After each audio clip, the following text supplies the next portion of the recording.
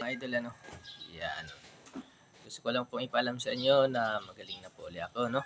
Yan, naka-recover na po ako mula sa aking Bell's palsy, no? Nagbakasyon po ako ng 4 na araw. Ayan, maraming salamat po. Nga pala sa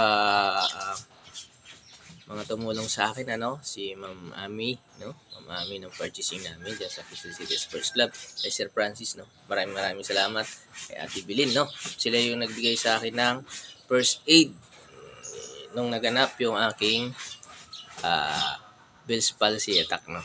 Yan, maraming salamat Ma'am Ami. Yan, hindi ako pinabayaan ni Ma'am Ami hanggang sa ospital.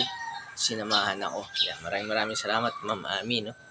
Saka kay Sir Francis at kay Ate Belen, ano? Maraming salamat sa inyo. Ayan.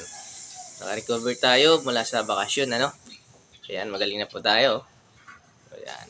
Napipikit ko na yung aking mata, no? Ayan. Saka yung bibig ko, no? Hindi na siya tabingi. Maayos na rin pa ako kumain at uminom ng tubig. Ayan, maraming salamat po. Ayan. Happy New Year po sa lahat. God bless po. Ayan. Lagi niyo pong tatandaan, laging magdasal bago matulog. Pag umalis ng bahay, magdasal, no? Magpasalamat. Ayan. Merry Christmas and Happy New Year.